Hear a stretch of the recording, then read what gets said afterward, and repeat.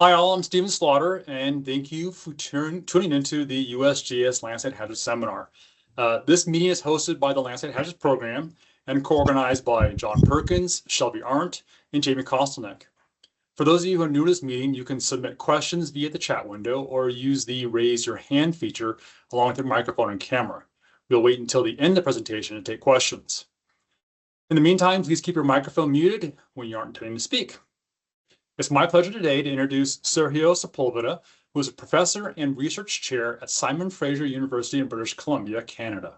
Sergio holds a master's degree in geotechnical engineering from UC Berkeley and received his PhD in engineering geology from the University of Leeds. He was a faculty member for 15 years at the University of Chile before joining Simon Fraser University, where he currently focuses on rock slope stability, modeling in deglaciated regions, earthquake-induced landslides, debris flows, and landslide hazard assessments in Cordilleran settings, as well as remote sensing applications for rock mass characterizations. Today, he's going to present some of his work on rock slides in the Central and Patagonian Andes. With that, take it away, Sergio. Thank you, Stephen. Thank you very much for the introduction. Thanks for the invitation for this talk. So very pleased to share some of our research results from the last about 5 or 6 years. That I started back at the University of Chile and then continue afterwards moving here to Canada. So the topic is about understanding large rock slide or rock slope failures in the glaciated valleys in the central Andes of Chile, and also an example in the Patagonian Andes farther south. Okay, so there.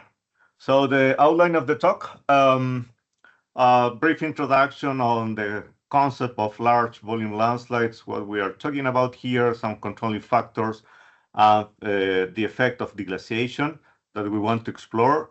And then we'll discuss 4 case studies in Chile, one prehistoric one, a bit more regional scale in central Chile, and then 2 cases also in central Chile, close to Santiago, more historic one in 1987 and 2018.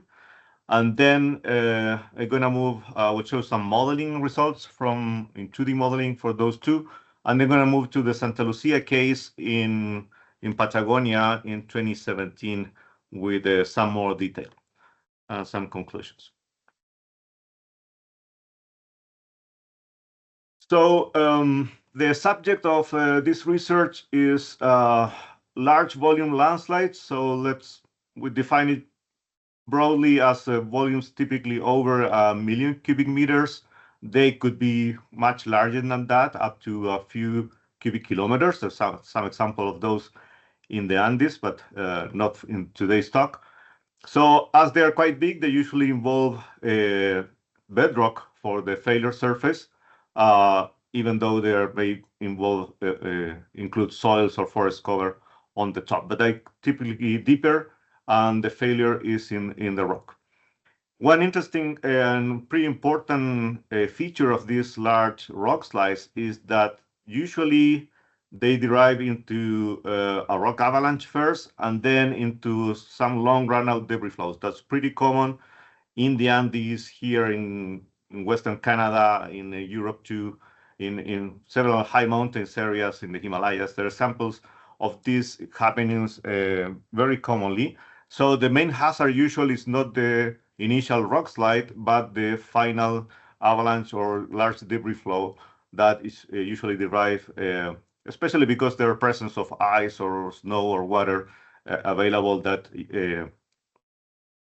produce more mobility for the final slide.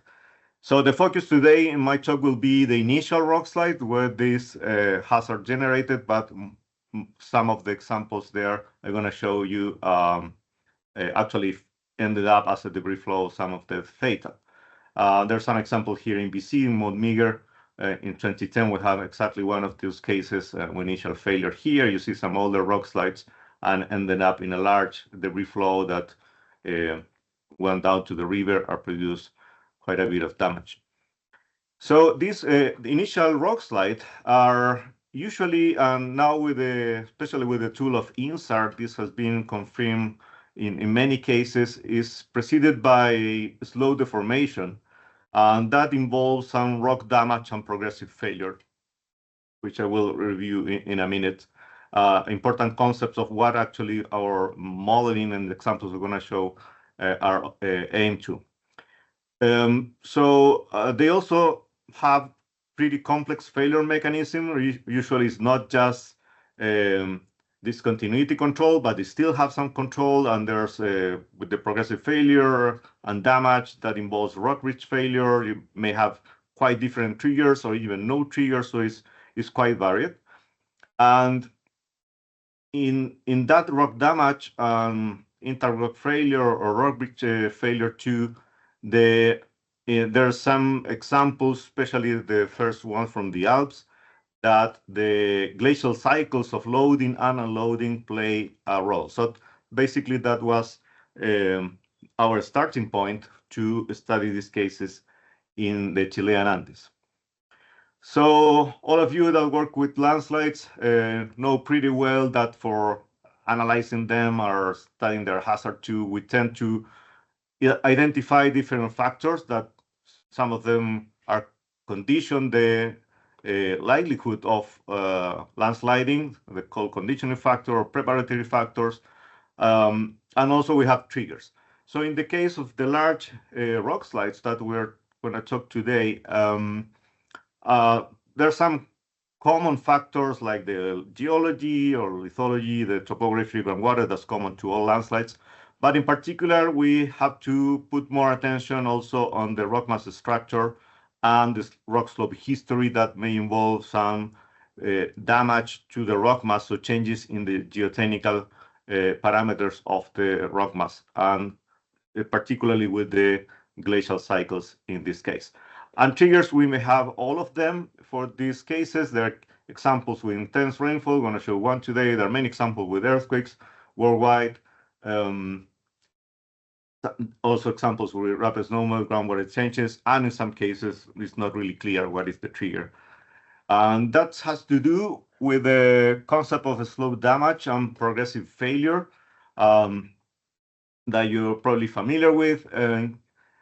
Very briefly, is just a degradation of the strength condition of the rock mass that involves declining the factor of safety with time, while the rock mass accumulates damage, and that involves breaking of rock ridges, for example, interrock failure, some small displacement or strain, connecting discontinuities with each other. So at the end, in the long term, you have a lower factor of safety, lower strength, and a more favorable geometry that may lead to the final collapse that we see nowadays.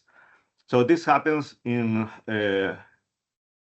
the time scale of hundreds to thousands of years.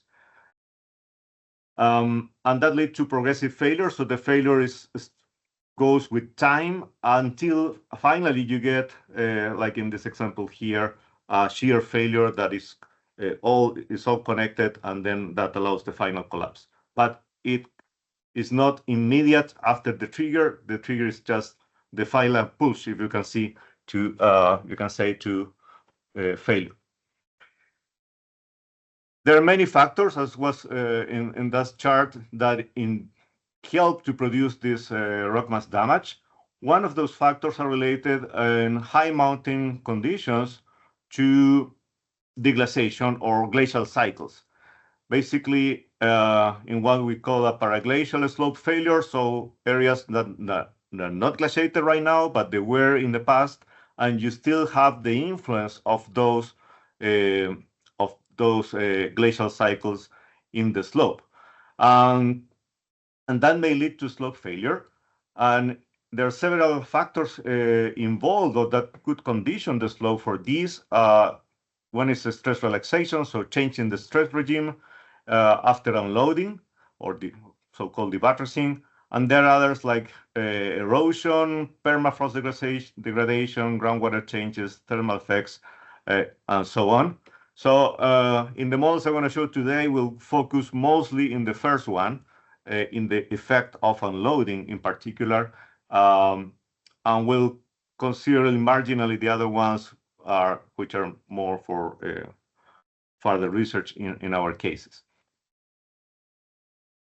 Okay, so I will start with the case studies in Chile. So the first one is in central Chile. It's called the Pangal Valley. This is in the high Andes, in the principal range east of the city of Rancagua. This is about 100 kilometers south of Santiago. Is just south of El Teniente mine, the big copper mine in the same mountain range. And in this one, there's a complex of landslides or pretty big deposits of landslides that were mapped initially as just a one single deposit.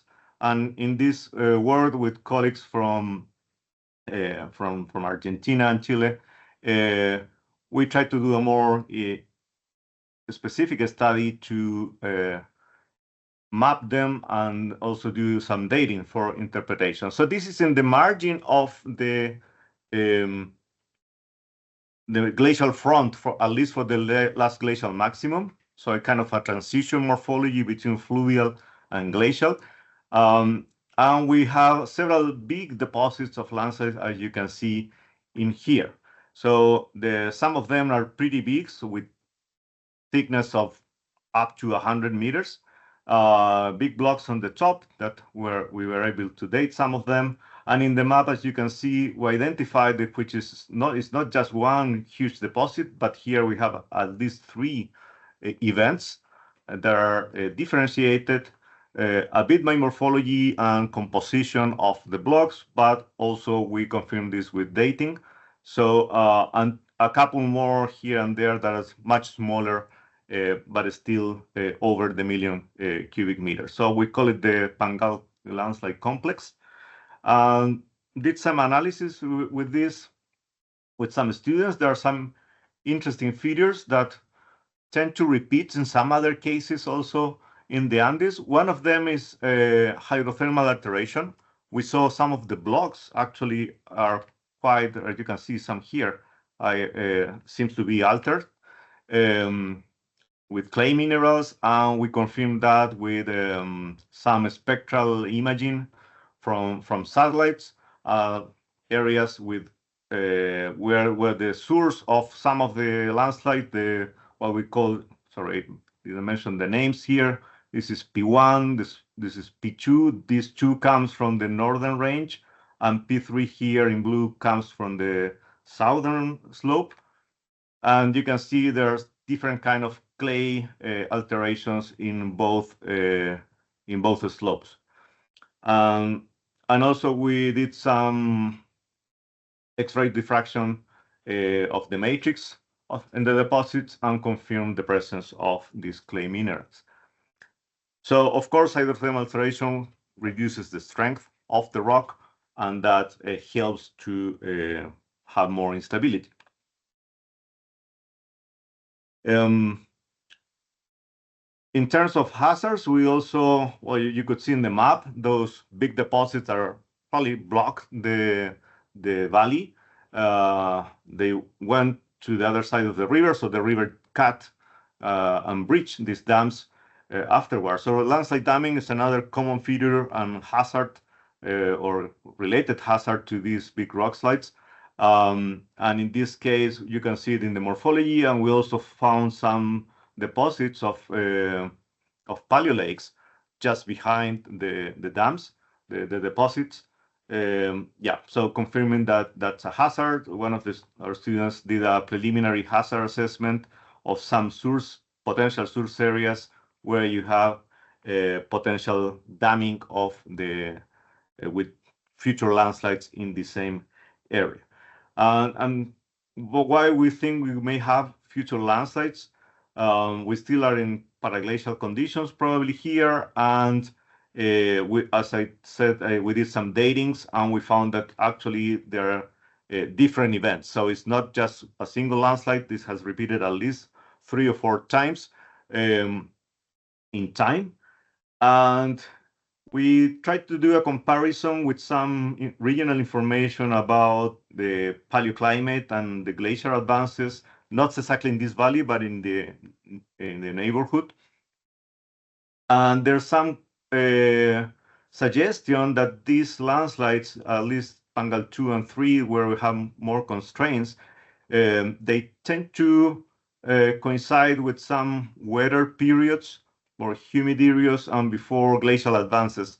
So, and I think we interpret that the changes as we are in the margin of the glacier, changes of retreat and advance of the glacier change the conditions and also change the weather conditions during thousands of years, during the late Pleistocene and Holocene. So probably the occurrence of these landslides is related with the glacial activity, but in kind of bit indirect way. We didn't do any modeling of these ones, so it's more like give you some context of how these things happen and what kind of big deposits you can find in the Central Andes, especially. Okay, now we're going to move to more detailed studies where we use some numerical modeling. So we'll show 2 examples that we did as part of a Fondesit project in 2020, I think we started. The first one is the Parraguirre landslides. Is a well-known case that happened in 1987. It's a big rock slope failure, very high, close to the border with Argentina. It's over 4,000 meters, the source of the rock slide that came down into the Parraguirre Valley. You can see it here. The slide is about here on the right. And it came down to a remnant of a glacier that was still there at the toe. Now it's a bit farther back, and produce a rock avalanche that derived into a very large debris flow. The debris flow is mapped here, and you can see it went through the Parraguirre Valley, then the Colorado River, down to the Maipo River, which is the main river in this region, and then passes down to Santiago, and actually the peak in the flooding went down to the sea. So the extent of the debris flow is pretty remarkable, several tens of kilometers at least with flow, with sedimentation, with flow deposits. And the main area of that was affected was here. There was at that time they were constructing a hydropower plant, and the camp was there for the workers, and the flow destroyed the camps and killed quite a few of people. And you can see the deposit here. This is the largest boulder. That's me for a scale. Is pretty remarkable. They still have some flow deposits on the very top, so you can see that the height of the flow here was huge. So this started as a rock slide, and that's what we wanted to study in a bit more detail. So a couple of comments. This was described by Hauser first and other authors. So this happened in the springtime. There's no clear trigger of this. There's no rainfall storm, no earthquake. But the interpretation is that probably rapid snowmelt, 1987 was El Niño year, and so was a lot of snow, and then high temperatures during the spring. So that's the most likely trigger. And you can see how it looks like today. That's the area of the slide. It's not very big. The slide itself is a few million cubic meters, while some authors are suggesting was a bit more. That came down, got water from the glacier at the bottom, and derived into this very large debris flow. So for this one, using some data about the glacier history,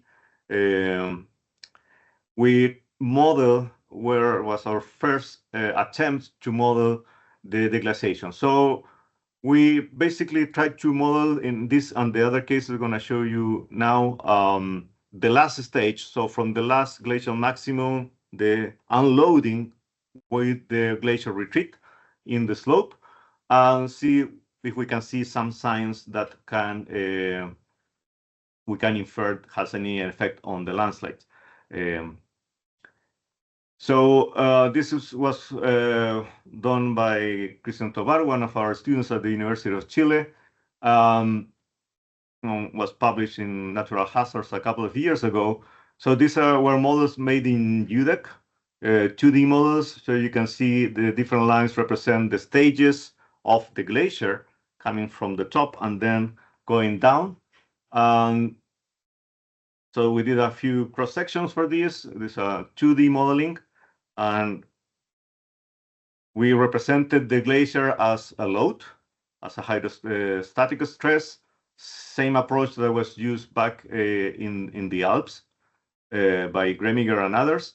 So what you can see here, as the load, the glacier goes down, you can see activation. These green lines here are joints from the discontinuity pattern that gets close to the stress limit.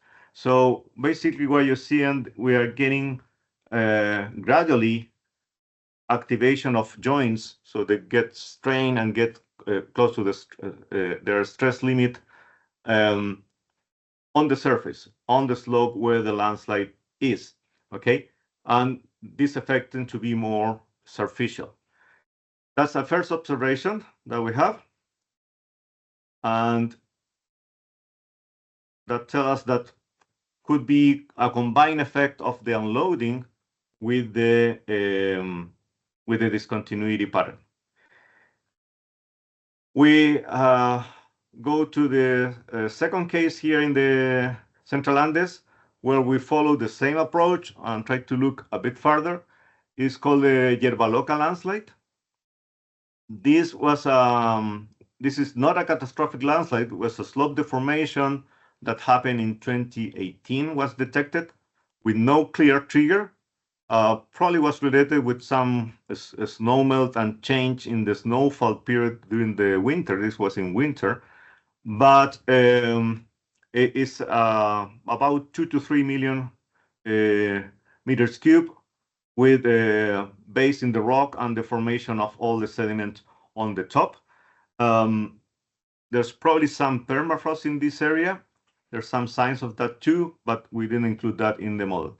So in this case, first thing we did with colleagues from CERNAGEOMIN and the University of Chile and students, we did some INSAR analysis, preliminary INSAR analysis, looking at the few years before using sentinel images, so 2 or 3 years before the failure. And you can see this is the last few months before the failure. You see the formation close to the area where the landslide actually happens, which is this black line. And this is just after the landslide, the few months after the landslide. There's no coherence during the landslide area itself, but you can still see the formation to the bottom and also here to the south. We did some follow-up on this with Javier Carrasco, one of our students at the University of Chile, and you can see these are after the landslide, so the 2 years after that, and you still see that deformation in the farther south of the regional landslide. And if you go, we went to the field a few years after that in January, and that coincides pretty well with this area here. So this is the 2018 deposit, that's the scarp. And we saw a lot of tension cracks propagating from the scarp of 2018 to the south, and some minor scarps too, and further deformation going down. So this coincides with the area where the INSAR is showing that it's still active deformation. So we think that the landslide basically is enlarging and getting bigger. And this hasn't collapsed yet. So in case of a potential collapse in the future, you may have a larger volume that may go to, 4 or 5 million cubic meters maybe. and that may produce a big hazard. This is very high. Again, it's over 4,000 meters. The drop is over 1,000 meters, I think, to the valley. And there are some models by the Geological Survey that show there could be, in case of a debris flow, could be some important damage downstream. So it's something that they keep monitoring for now. But back to the deglaciation.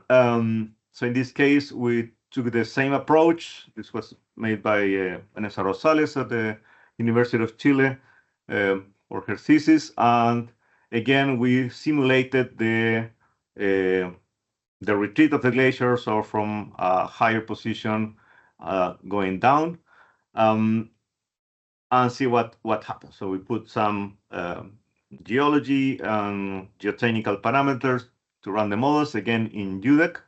And here you can see, so we simulate the unloading of the glacier just with a change of hydrostatic stress on the top.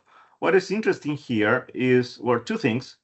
First, as you can see in these snapshots on the right, again, we see shear displacements along the main discontinuities and the bedding that's controlling the kinematics here. These arrows here mark the top at the bottom of the real landslide, where it is located now. So that is similar to what we saw in Parraguirre. And here we have some examples of differential stress before and after. And you see that it generates some different residual stresses here. So there's a concentration of stress that actually coincides pretty well with the extension of the failure that we observed in 2018.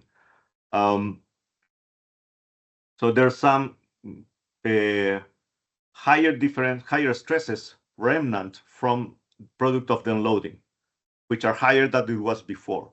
So that probably is helping to induce shear strains in the discontinuity and producing some rock damage, also maybe also in the interrock, helping to produce the landslide after some trigger or changing conditions, environmental condition at the end. So these models are basically suggesting, with some very simplified modeling, that you have first a row of discontinuities. Those are important. And second, that the unloading due to deglaciation produce a change in this stress state that may lead to the failure. So I will move to the last case, which we're going to look in a bit more detail, but following the same approach, but now with some more constraint and much bit more modeling. So this is the Villa Santa Lucia case in Patagonia. That was in December 2017. This was triggered by rainfall, an atmospheric river, a high amount of rainfall in a day and a half, but it's concentrated in a few hours. This derived a very large debris flow that you can see the effects of the debris flow here reach the Villa Santa Lucia, a small village that was covered about half of it and killed 22 or 23 people, destroy a large part of the village. This village is over 7 kilometers from the landslide. Actually, the landslide is out of the picture here. The deposit that reached the village was estimated about 2 million cubic meter. The landslide itself, the initial rock slide, first estimations were about 7. Now I'll show you we've got a bit higher value of that. So how this happened, we'll tell you in a minute. First, just some context. We moved a bit to the south to Patagonia. So Patagonia is a geographic region that is shared by Chile and Argentina. In the Chilean side is basically the fjordland, where the main Andean range gets close to the coast. We still are in the same tectonic setting in northern Patagonia, and we have very importantly, the big regional Liquiñe-Ofqui fault that controls the location of the volcanic arc and also has a lot of presence in local faults around the area that are important probably for slope instability. So going to the particular case, this is in a lateral glacial valley. We have, again, same as in the first example, volcanic rocks that are quite altered with hydrothermal alteration that reduces the strength. You can see the orangey colors pretty clearly here in the picture on top of some intrusive bodies.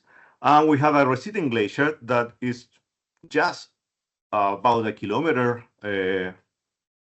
away from the upstream, the landslide location, but there was pretty much at the landslide location just a few decades ago. So it's a case of a receding glacier pretty recently. There's some pictures there. So this is the location of the landslide here in red, the location of the current location of the glacier right now. Just at the toe of the landslide, we still see some glacial ice, big chunks, and a lot of morphologies related to the glacier, the recent location of the glacier there. Some pictures of the initiation zone of the landslide. So the main rock slide happened here that became a rock avalanche that derived gradually into a debris flow. So the big debris flow came down here. So there's some pictures of we took in the field of the top area. That's basically the main scarp there. Some secondary failures on this left flank that we're going to talk a bit later, and part of the deposits. We can still see, we flew over this one, you can still see some quite big tension cracks on top of the crown, so probably this is not yet stable. Some comments on the debris flow, and this is not the main subject of our research, but is in terms of hazards, is the most important part. You can see a big, very long run out, so several kilometers. The main deposition area was here, where we took this picture here. We've seen in the other direction here, looking downstream. That's the main highway that crosses Patagonia, and the village is down there. So there was a big deposition area here, but then the river turns to the south and gets channelized again in a more narrow gorge, and part of the flow kept going and gained some velocity again and went down to the village, where it finally deposited in the big alluvial fan where the village is located. Okay, so moving to the deglaciation modeling, similar approach as before. So we started with some 2D modeling, again in UDEX, so pretty similar to those what we showed for the other two cases. Again, we have there's some modeling of first of the loading to get the LGM, and then the unloading here at the bottom. In this model is more subtle, so it's not that easy to see, but there's still some little pink or more orangey spots here and there, especially toward the toe of the slope, that have some bigger differential stresses than in the rest. Okay, that is similar what we saw for Yerba Loca. In this case, we did something extra, assuming that this deglaciation is on those stresses are inducing some rock damage. In this case, we simulated that damage just reducing the shear strength of the rock mass, just following the literature with some samples, and change the parameters. And what you could see is that you have some yielding and producing what it will coincide pretty well with the failure surface going from the bottom to the top. Remember that those residual stresses were more concentrated here near the toe. If we compare with the real landslide, which is here on the right, it matches pretty well. This more pink area with the more deformation coincides pretty well with what was the real surface of the landslide, and that coincides a bit with the theory of progressive failure initiation that tends to happen by strain localization closer to the toe of the slope, and then it propagates upwards. So that gives us some hypothesis of the failure mechanism, how the progressive failure happened.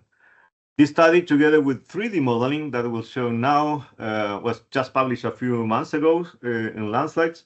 So we're going to show some figures from that paper. This is now we went into a 3D modeling using 3DEC. And in this case, we took some models first using some just uniform reduction from the LGM. There's some glaciological studies made for the valley, so we took that information to produce a bit more accurate staging of the deglaciation.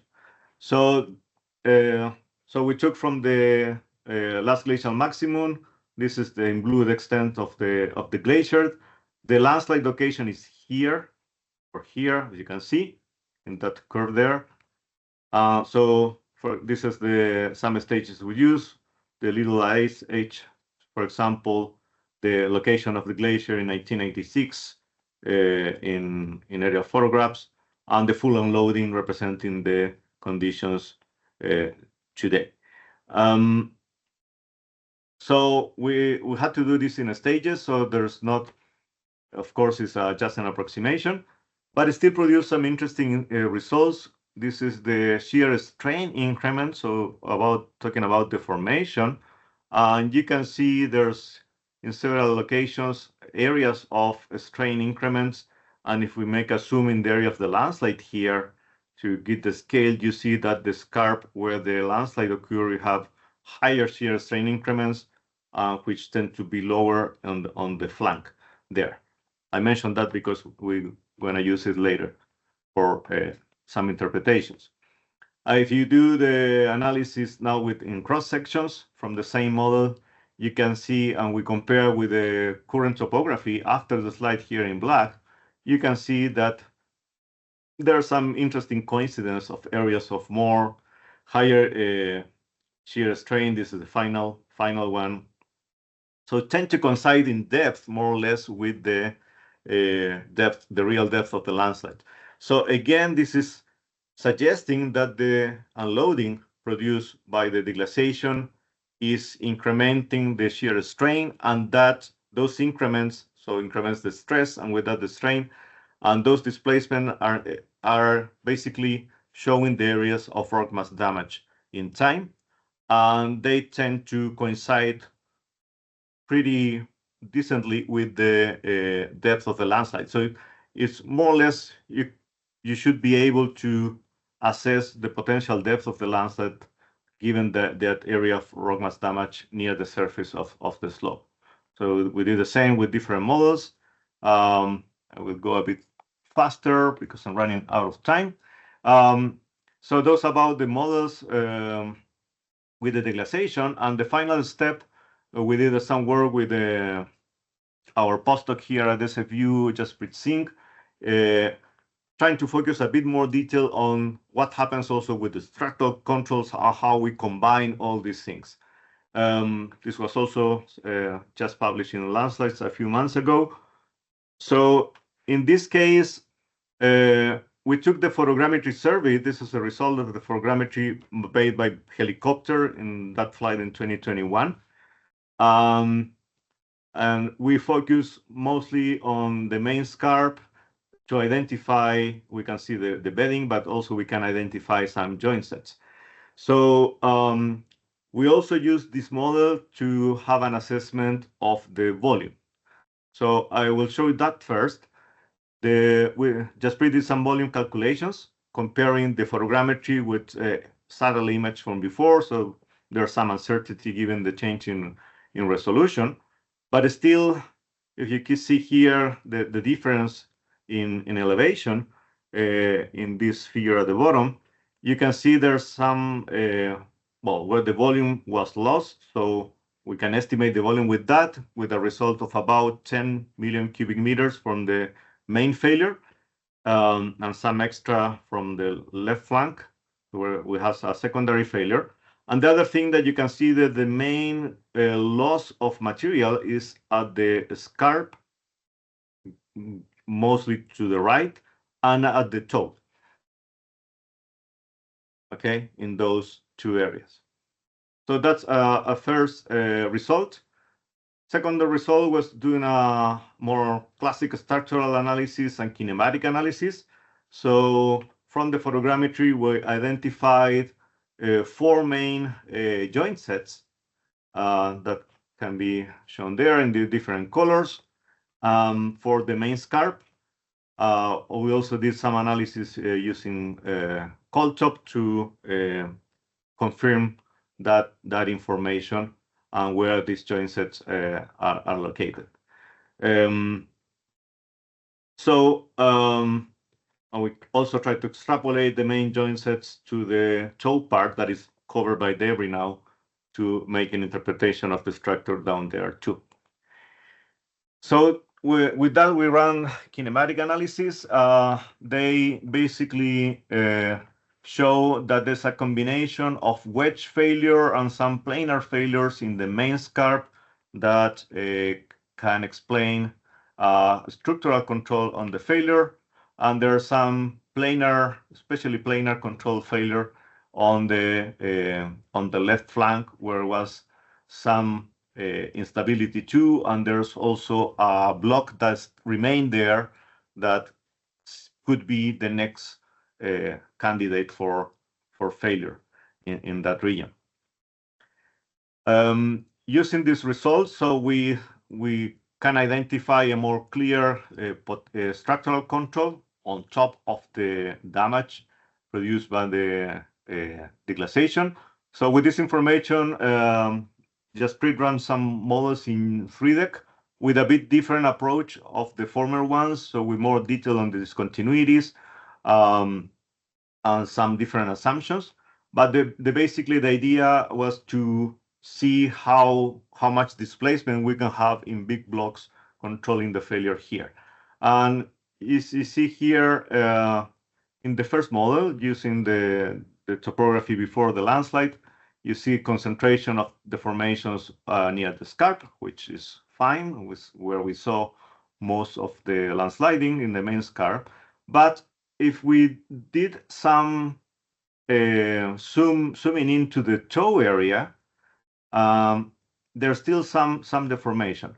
And we ran this with and without simulating rock mass damage. So if you simulate rock mass damage, decreasing the condition, the strength of the discontinuities in this case, if you apply that to the toe area, you can get some displacement that can be significant in terms of scale of meters. So this, and also the information we had that the volume change was high at the toe, and we know that the stress concentration also was close to the toe. We run a second model, assuming that we have an initial failure in the toe area, so taking out that volume, and see what happens going up. And then you see an increase in the magnitude of deformations toward the top. You still see the wedges controlling basically up there.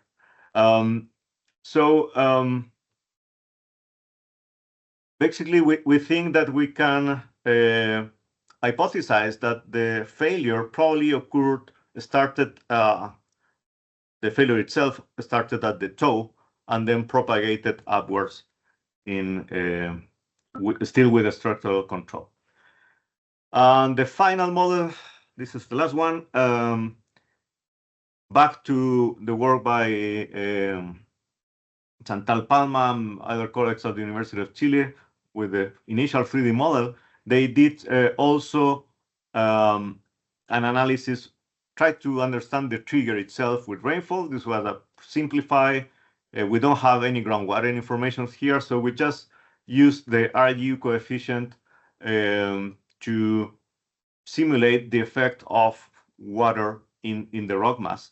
And we can see that how increasing the RU, we get closer to failure, so higher shear strain increments, So we think this RU 0.4 is the closest to the real situation. And you can, again, have big displacement in the area. So just confirming that the rainfall, how it acts as a trigger. But this is an area that is interesting for further exploration.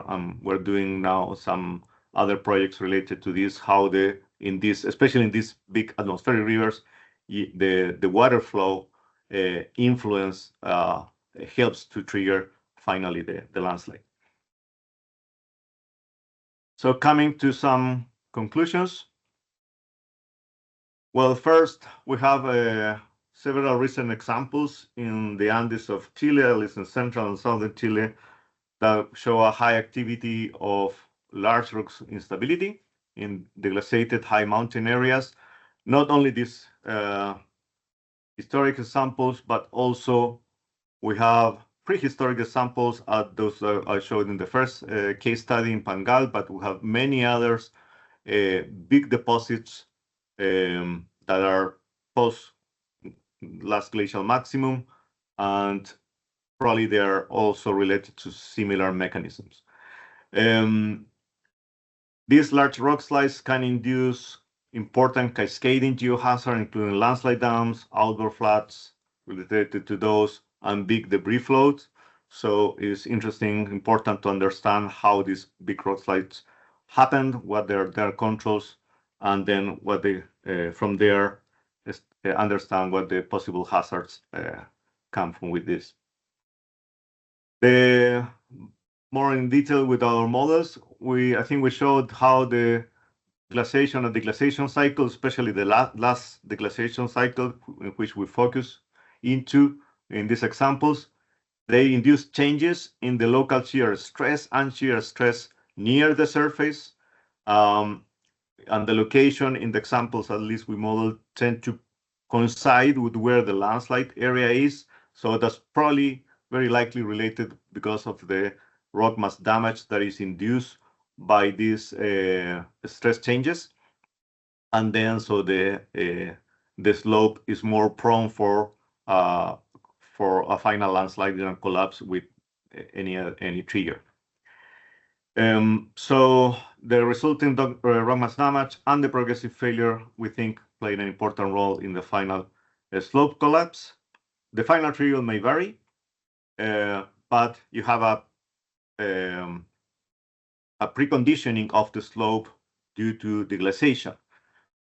However, we still think there are many other geological factors that are also important, and they act in combination with the deglaciation effect. In these examples, we saw the effect of the rock mass structure, the location and orientation of discontinuities is still pretty important, and also the effect of hydrothermal alteration, especially in volcanic rocks. We saw they tend to coincide also with location of big rock slopes. So they have an important role in the geotechnical behavior that we have to be aware of. And of course, we need some more detailed modeling for better understanding the role of discontinuities, of breaking rock bridges in more detail, and many other effects like groundwater, for example. What happened with that permafrost degradation? There are other things that we haven't considered in these models that we know there also affect, and those are avenues for future research and modeling.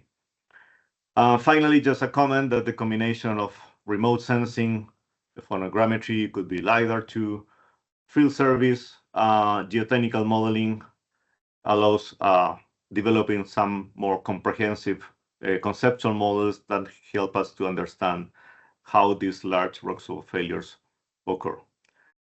So to finish, just want to thank you all my collaborators and co-authors in all these works, my colleagues from the University of Chile, from University of O'Higgins too in Chile, Serna Geomin, CONICET in Argentina, and all the students that are listed here that did the real hard work. Also Jaspreet from here, from Simon Fraser University, and all the funding bodies that allow these projects to be done. So thank you very much. I guess we have a few short time for questions or discussion.